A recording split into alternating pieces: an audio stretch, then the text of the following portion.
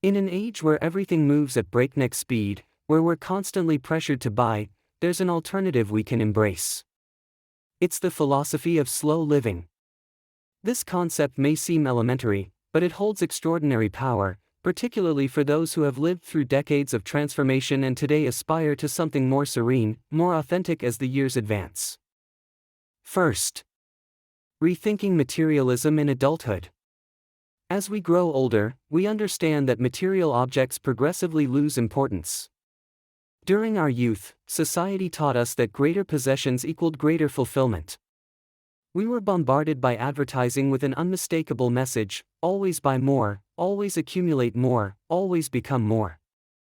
However, today, thanks to the wisdom gained through the years, most of us understand that joy does not come from our possessions.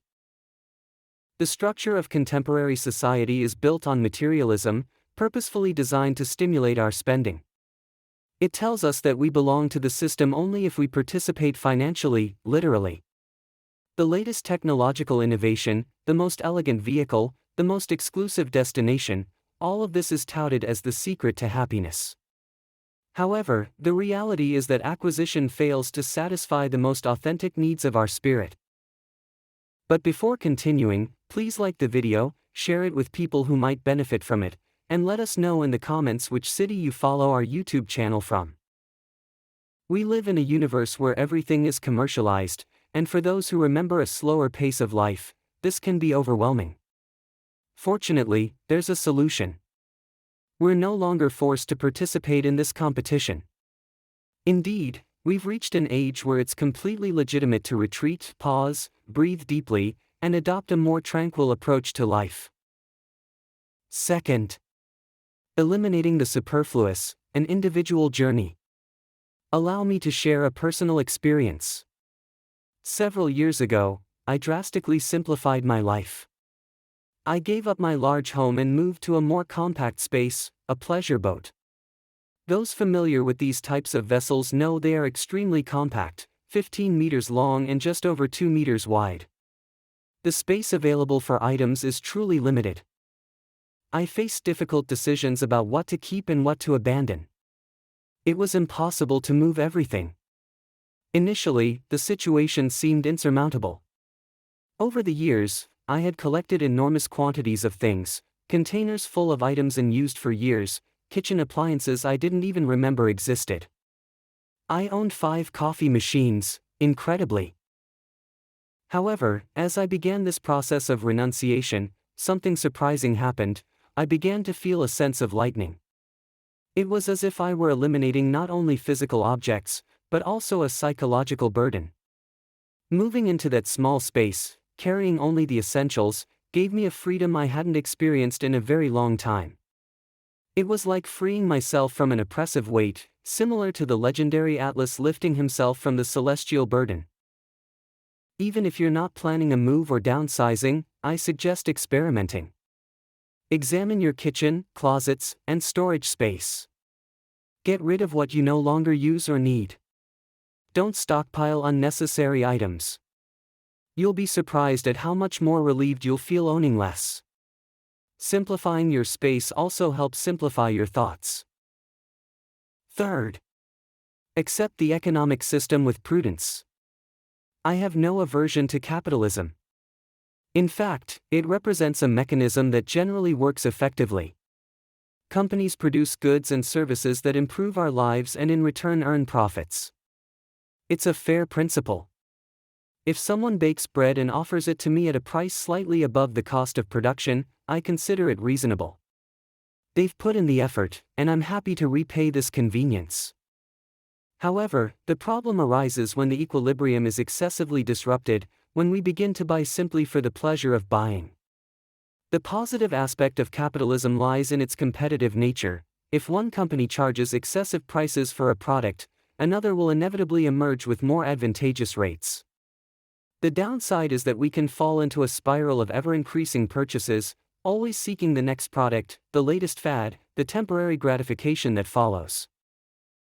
As we mature, we realize that the things we thought were indispensable weren't actually necessary at all.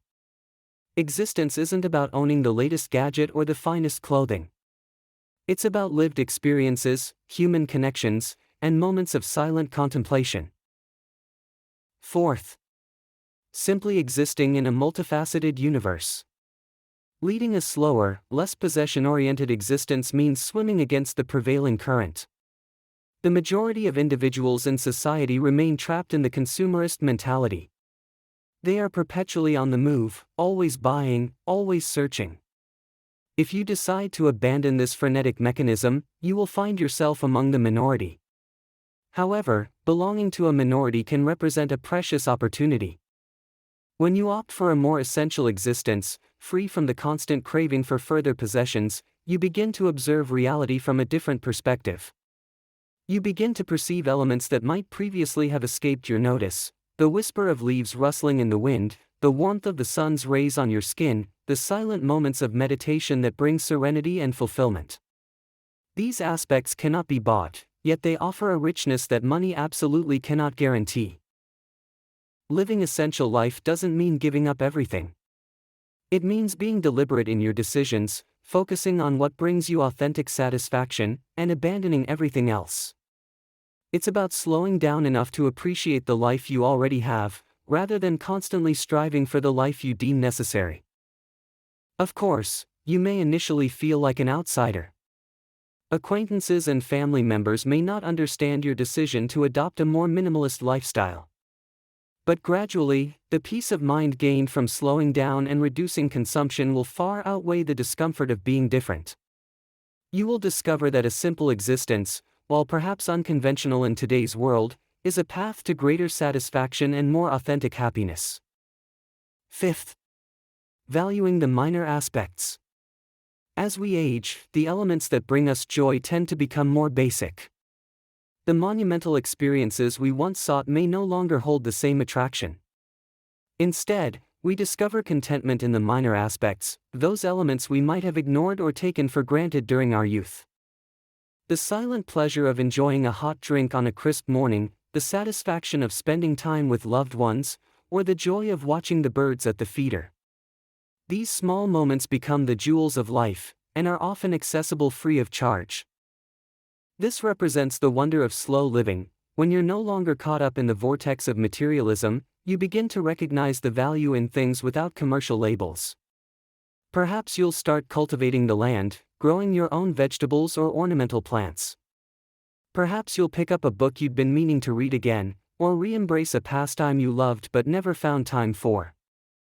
The key is that by eliminating the distractions of constant acquisition, you create space for these basic satisfactions.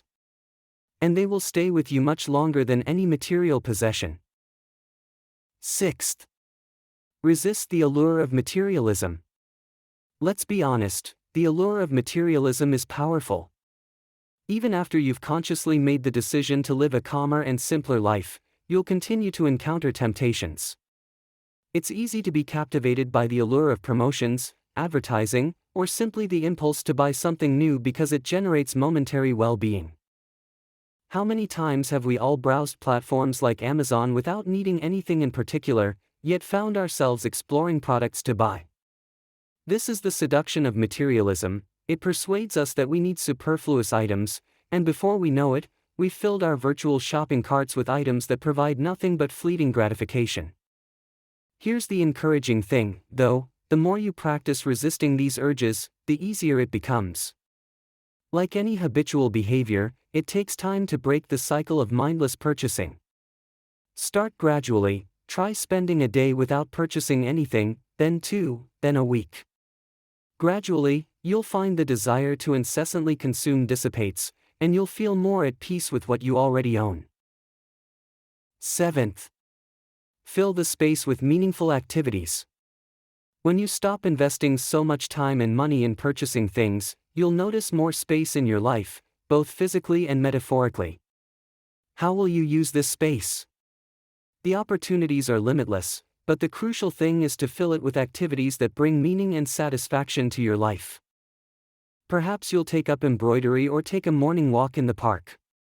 Perhaps you'll spend more time with your descendants, sharing stories from your past and passing on the knowledge you've acquired. Or perhaps you'll devote more time to a hobby or art you've always enjoyed but never fully developed. The key concept is that when you're no longer focused on obtaining things, you can focus on taking action, activities that nourish your spirit and bring you a deeper sense of fulfillment. You'll find that these activities, though basic, are incredibly rewarding and don't require you to reach for your wallet. 8th. The difficulties of living an alternative way. Living a slow, simple existence in today's world is not without its challenges. You will encounter opposition, not only from others but also from yourself. We've all been raised to believe that success and happiness depend on what we possess, and it can be difficult to abandon this belief. Society promotes a consumerist narrative because it favors those in power. The more we spend, the more they prosper. Deciding to break away from this narrative means going against the mainstream, and this can be uncomfortable in certain circumstances. You may feel isolated or misunderstood, especially when you observe friends or family members continuing to live in ways that no longer resonate with you. But have faith, the discomfort is transitory, and the benefits of living a simpler, more intentional life are significant. Over time, social pressures will have less of an impact on you, and you'll find peace in knowing you're living in harmony with your principles. The path isn't easy, but it's worth the effort. 9th. Financial independence through essentiality. One of the most significant benefits of living a slow life is the financial independence it brings. When you stop buying superfluous items, you begin to save money, and these resources can be used for the truly important things, whether it's traveling to see family, investing in your well-being, or simply building a reserve for peace of mind in the years to come. Living a simple life reduces the financial strain many of us experience as we age. Instead of working to sustain a lifestyle based on acquisition, you can focus on enjoying the results of your efforts and the things that bring you true satisfaction. You may even realize that you need less income than you imagined to live a fulfilling life. 10th. Meditate on the path of existence. As we age, reflection becomes a natural part of life. We review the decisions we've made, the experiences we've had, and the lessons we've learned. Leading a slow and simple life offers us the space to engage in this reflection constructively. When I reflect on my path, I don't regret the things I didn't buy or the trends I didn't follow. What I appreciate are the moments spent with loved ones, the experiences of quiet joy, and the profound sense of peace that comes from living in harmony with my principles. I've made mistakes along the way, of course, but I wouldn't change a thing. The path I've chosen, slow, deliberate, and less materialistic, has given me a level of fulfillment that no amount of possessions could ever provide. 11th. Passing on a legacy of simplicity. Finally, as we approach the later stages of life, many of us begin to consider the legacy we will pass on. What do we want to be remembered for? For me, it's not about leaving behind material wealth or possessions. It's about passing on the principles by which I have lived: simplicity, awareness, and recognition of what is truly meaningful. I hope my children and grandchildren learn from my example, not from the objects I possessed, but from the way I chose to exist. I hope they will understand that happiness comes not from possessing more, but from recognizing the basic joys of life. And I hope they pass this lesson on, discovering their own paths to serenity and fulfillment, just as I did. 12th. Prioritize health and well-being in a slow life. As we age, our well-being becomes one of the most crucial elements of our lives. In a world that often prioritizes productivity and material success over well-being, it's easy to forget to take care of ourselves. Leading a slow life encourages us to focus on our well-being, both mental and physical, creating space for rest, self-care, and mindfulness. When we slow down, we give ourselves time to truly listen to our bodies. We begin to recognize when we need rest, when we need to move, and when we need to nourish ourselves with healthy foods and positive experiences. This awareness is an essential benefit of slow living. Instead of pushing ourselves beyond our limits to maintain a hectic schedule or accumulate more possessions, we can focus on staying active, eating well, and cultivating our mental well-being. For many, this transformation also leads to a deeper connection with nature, whether it's taking regular walks in a local park, cultivating the soil, or simply spending time outdoors enjoying the fresh air.